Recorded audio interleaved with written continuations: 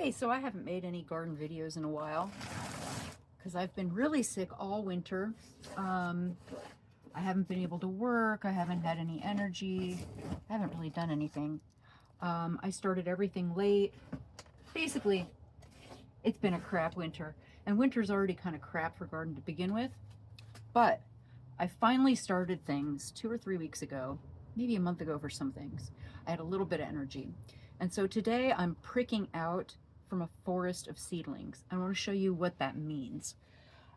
This is kind of a beginner video because I know a lot of you who garden a lot do this a lot, or don't like it or have an opinion about it or whatever. But this is how I start the babies. So I took this tray, I filled it with, I actually used like some Pro Mix, something that has a anti-damping off ingredient in it so that my seedlings wouldn't damp off, because when I'm starting these, I fill the tray full of dirt and I put a humidity dome on it. I put a heat mat underneath, and then I have a light right on top. And here, I'll show you. I'll put you back, but first I'll show you. So this is kind of my setup. I have a lot of these cheap, wire shelves from years ago when I bought a ton of them for the greenhouse. I have these cheap LED strip lights. 4 of them plug in and they go back and forth. Very, very inexpensive, easy to liberate if you know how. And then I have, well, there's no heat mats here, but over here you can see there's a heat mat. I've had these heat mats for years. They last a really long time as long as you don't beat them up or roll them up. Flatten them all out flat and store them in a place that won't get boiling hot in the summer. Okay? So then, because of that, I could get damping off because of this humidity dome, right? I leave it on there a long time. I'm lazy. And damping off is when the stem of a seedling gets a bacterial infection.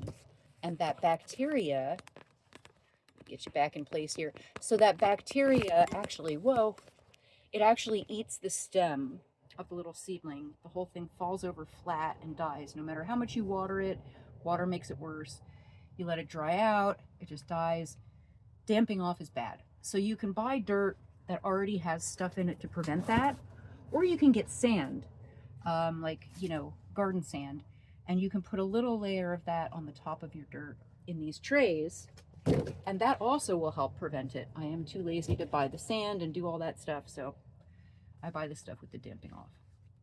So in here we have romaine and a mix of lettuce, a lettuce mix that I got cheap and have never used. And they've popped up. They've got 2 sets of leaves, real leaves. Let me show you one. Pull one out. Now I'm pricking out, they call this, which means I'm putting my hand underneath all of the root structure and shaking off the dirt to separate them. See, they have multiple leaves. And then, easy enough, I'll use this one. Poke a hole, stick it in, poke a hole. And you want the hole to be about as deep as the root is long so that you are barely getting, you want the dirt to come up to just above the previous dirt line. That way it has a little more stem buried, especially if they got leggy from lack of light. But also it keeps the root structure intact. You bury it that deep. The hole is as deep as the roots. And I'm doing a bunch in each little container because lettuce, if I feed it a little fish emulsion in these in the water, it'll be fine. I'll actually be eating this before I'm planting anything out in the garden. Like, it'll just grow in these until it's just about food size. If any of them are smaller, I'll put them out later. Some of them I'll give away, etc. So that's pricking out, getting those little babies and separating them. The other way to deal with forest of seedlings is to get your hand underneath and get the whole topsoil. See that? That's all the roots in that topsoil. And just take that entire piece, put it in without moving anything around, and then press them down into the dirt. spread them out a little bit and press them into the dirt.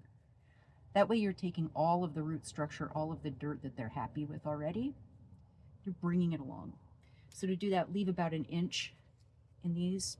I'm using cups and pots, but leave about an inch or however deep the roots are. Get your hand underneath and you take that whole section, there's a good one, whole section of topsoil. See the roots hanging out the bottom? That's just about the right size, and just press it into the top.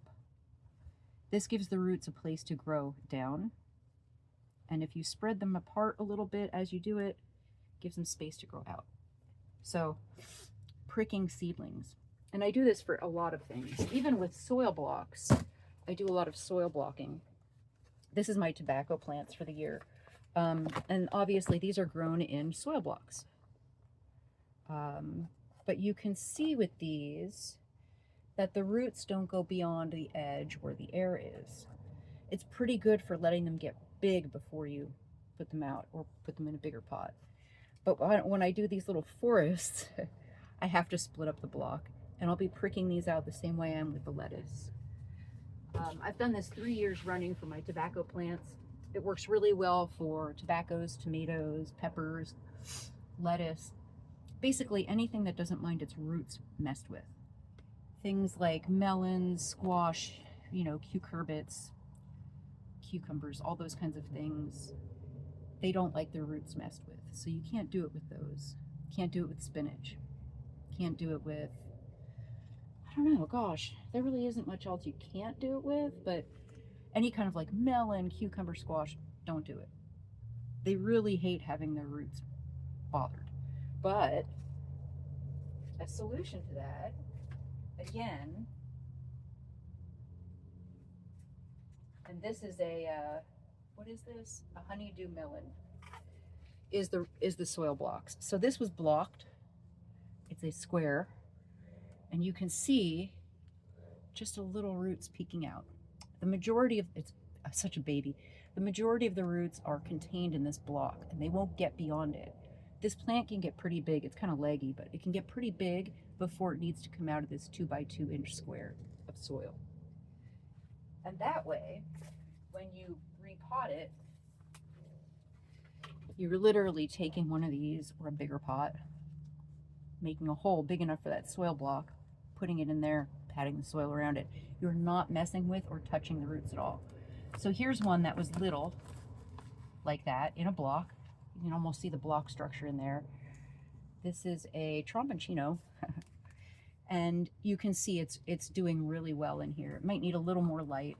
It's getting leggy, but it's doing good because I just dropped that block straight into the dirt without messing with the roots at all. So pricking out, taking out individual plants when they are at seedling size with just their first true leaves.